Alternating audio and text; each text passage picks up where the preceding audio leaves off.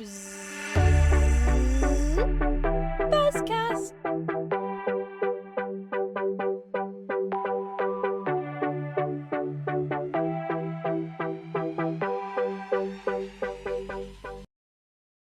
So, welcome to the Nacha Alliance Buzzcast on what is Pay by Bank. We're a project team under Nacha's Alliance, Payments Innovation Alliance, focus on, of course, what is Pay by Bank. My name's Andrew Gomez. I'm a senior advisor with Payloom, a Belgium-based payments consultancy. I'm here with Mike Hurd of Nacha and Adam Marek. Mike, could you introduce yourself really quick?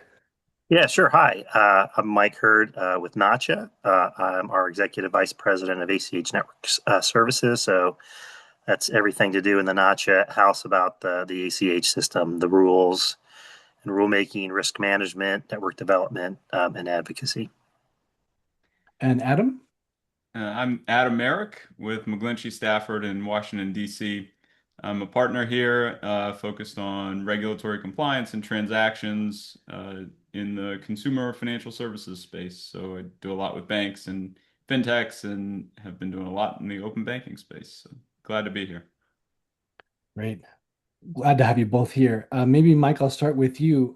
Maybe you can talk a little bit about what is Pay by Bank and what has the project team been trying to figure out the last year or so that we've been together. Yeah, so the project team has been trying to answer the question. That's the title of this buzzcast. What is Pay by Bank? And when we pulled it together, uh, that was the like one of the primary tasks, right? We were seeing in the marketplace that there was a lot of use of this term pay by bank with perhaps not a lot of common understanding among various participants what they meant by that. And certainly when we looked under the covers, we saw a lot of different meanings ascribed to the use of the term pay by bank.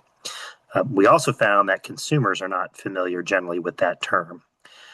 So it's being used more in the business space as a term of art, but not as a consumer facing a term. But to your point, what the project team has been doing in part has been trying to answer that question.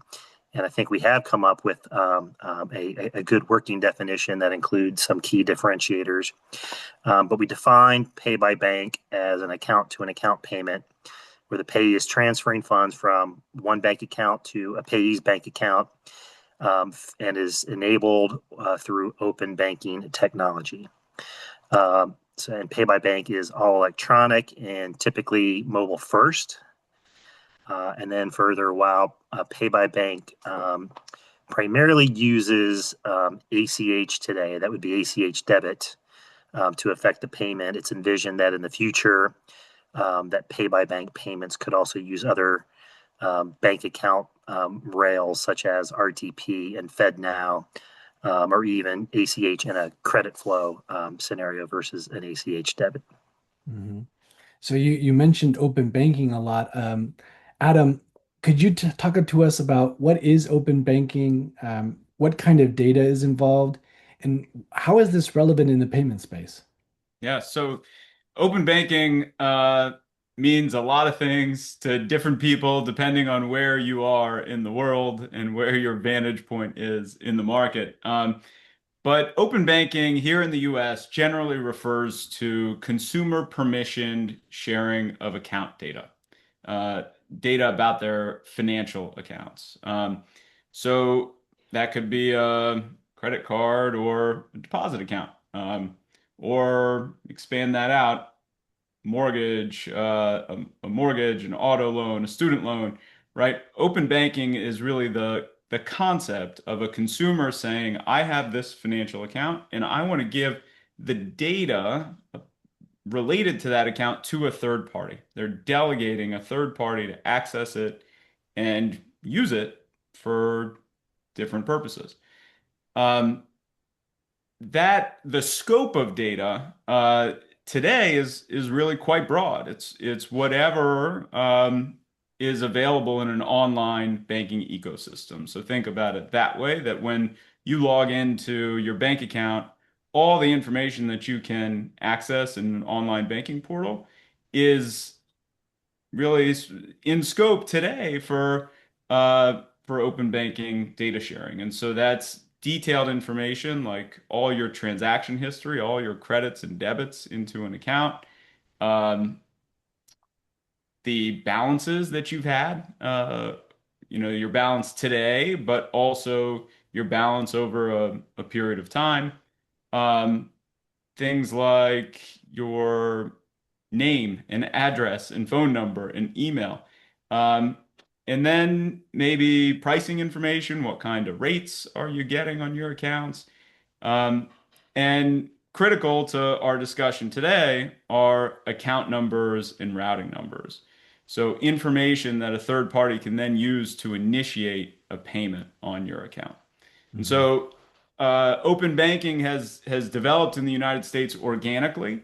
I'm referencing open banking portals because the original access method for this data was through screen scraping, where a consumer would give their username and password to an online banking portal to the third party, and the third party would log in as the consumer and extract data through that consumer-facing online portal.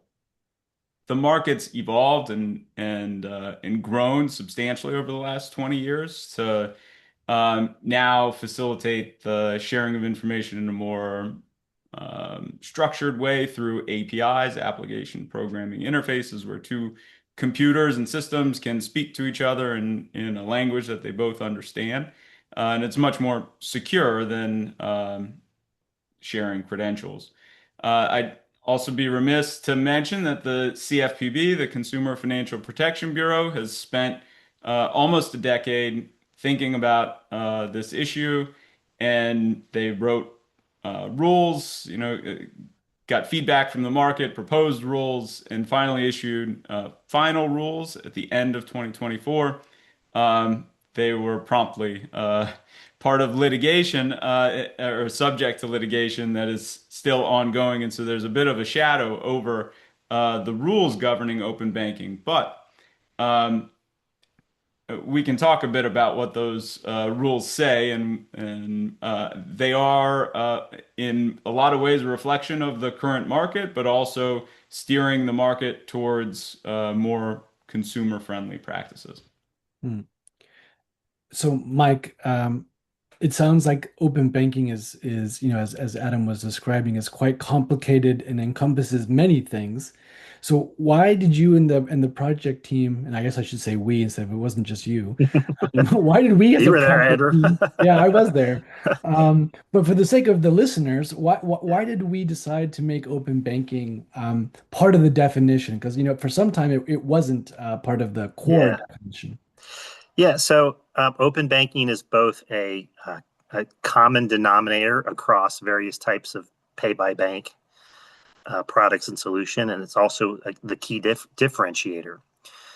There's a lot of things a lot of different types of payments and rails that will make a payment to or from your bank account. We have ACH. We still have some checks. There are debit cards. There's wire transfers. There's the new instant systems. There's Zelle. There's many things. But with respect to pay by bank, what the differentiator there is, it's a payment initiated or supported by the fact that the consumer has um, shared or requested to be shared the routing and account information through open banking technologies or services. That's again both the common denominator across pay by bank payments and what differentiates it from other types of payments. It's really a front end way to enroll with your banking information to make payments. And kind of an analogy that I use is think about enrollment for ACH payments 1.0 was with a paper form and a voided check. And then we moved to 2.0, which was to do the same thing on a web form, right? Key in your routing and account information, and typically you're shown a diagram of a check on where to find those and how to do that. And with open banking, the 3.0 enrollment, you don't even need that at all, right? You're simply entering or providing your banking credentials to go access your account and obtains that information without you having to ever know or provide your routing and account number. So I think, again, key differentiator with between that and other ways that payments are made or initiated. Mm. So, Adam, going back to you, you mentioned when you were describing open banking, some of the legal implications that differentiate, say, pay by bank from other account-based and non-account-based payments. Could you go a little bit more into that and, to make it relevant for the everyday user, why should they care? Yeah, these payments are quite a bit different because, as Mike was just describing, right, rather than just from the payment initiator's perspective, the originator's perspective, rather than just relying on a keyed in account number and routing number, now there's additional steps that will have been passed by the customer in order for that information to be provided. So they would have had to log in with their uh, account holding institution and presumably pass that financial institution's identity verification protocols, right? So not only would they have to know the username and password, but they'd have to be logging in usually from like a recognized device or pass a one-time PIN identity verification step up for this kind of a higher risk transaction where the customer is not just logging in to look at their account information, but now actually authorizing the bank to share data with a third party. So it presents different risks, and in some cases it may be greater risk, in some cases lower risk, but a different risk profile as a whole versus a keyed in transaction. I think just for a minute, if we can talk about 1033 and the CFPB's rules, which are under Section 1033 of the Dodd-Frank Act, which gives the CFPB the ability to write rules about consumers electronically requesting access to and receiving uh, their information electronically. Um, 1033 is a very short section of a 1,000 page bill, and because of the way consumer is defined to include an agent, trustee, or representative acting on behalf of a consumer, that statute was read pretty expansively to support the Bureau writing rules governing this whole open banking ecosystem. That's a big part of the litigation right now as to whether the statute was intended to reach that far. But um, what the rules do, one of the key aspects of the rules is that it places a limitation on how data can be used by a recipient. And it's a pretty simple structure in the reg, which says that the recipient should only access, use, and retain data as long as it's reasonably necessary to deliver the requested product or service. So if a consumer is granting a third party access to their account information, both account number and routing number, but also ongoing access to their transaction history and balance information, well, that ongoing access right has to be rooted in some kind of payment, in this case, payment origination purpose. So um, there's also a 1 year expiration in the rule that's somewhat controversial. So the ability to access that data is confined to 1 year. And you have these other sort of use parameters where the ongoing use of an account number and routing number and other transaction and balance information um, is time boxed, but also limited to what that permissible use is. So those data use limitations are a key component of the regs. I actually think that if a consumer is giving an originator the ability to access account number and routing number to initiate payments on an ongoing basis, well, then that originator has a valid reason to hold on to it, even after the ongoing access rights expire. Um, but that's a controversial component of this, and where the implication would be then that if an originator is holding on to the account number and routing number for recurring payments, and their ongoing access expires, then do they then have to purge that account number and routing number and break the ongoing payments, the recurring payments? So that's a question, right? There's another critical aspect of the rules that I'll mention around tokenized account numbers, TANs, where the rule permits a financial institution to provide a TAN as a replacement for the actual account number and routing number, as long as it's not used as a pretext to restrict competitive use of payment information. So. Uh, an interesting component there, but we can sort of see where this could progress to, where the use of TANs today, I don't think is that widespread, but it is at least in the account to account ACH payments ecosystem.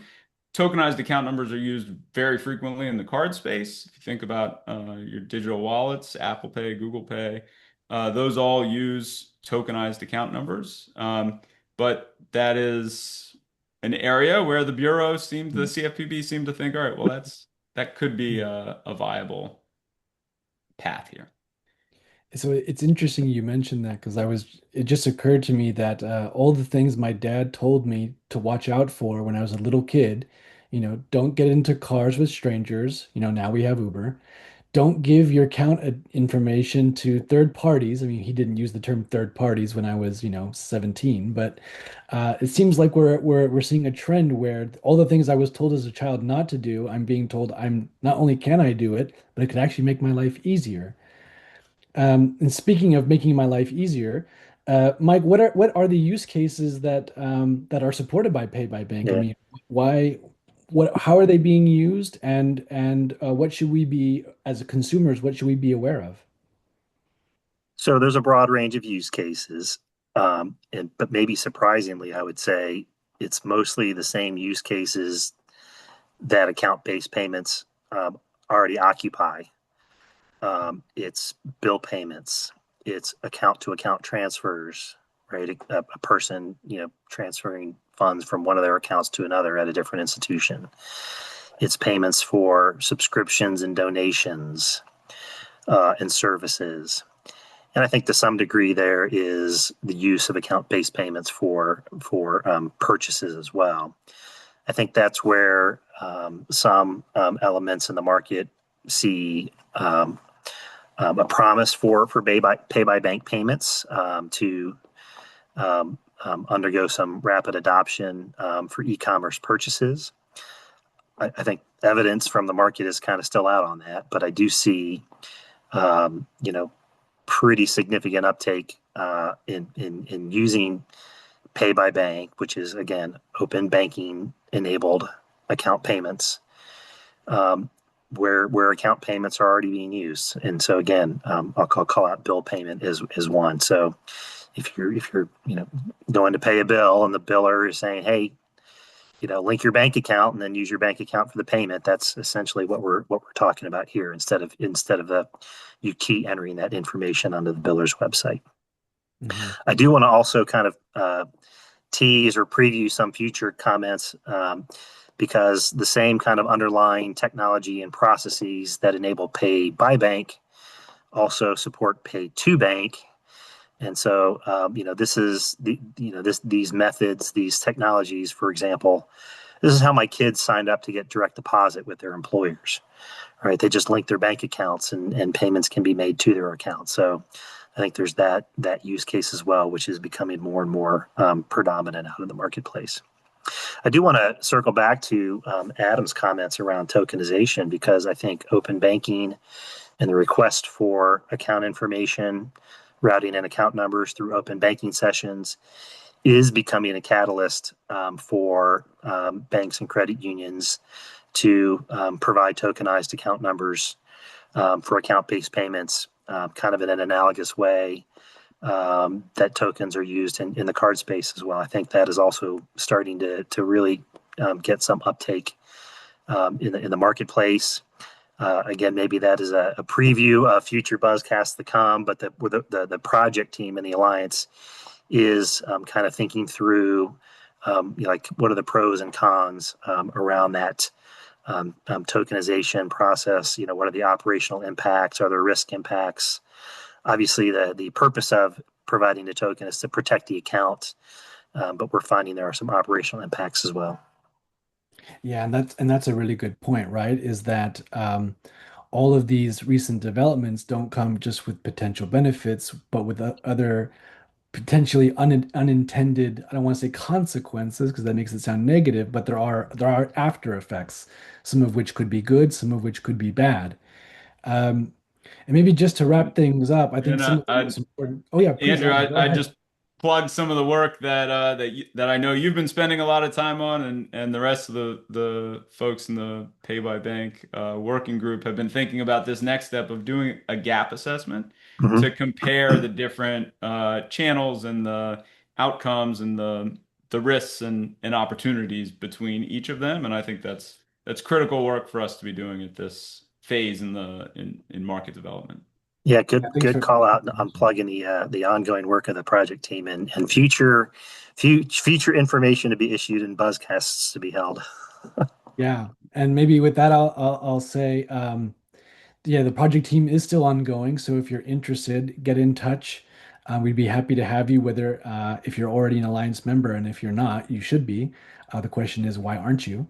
And maybe just so a really quick wrap up of kind of the main takeaways that I got from this was um, one of the big things that open banking is doing is allowing consumers to share account details for various different reasons.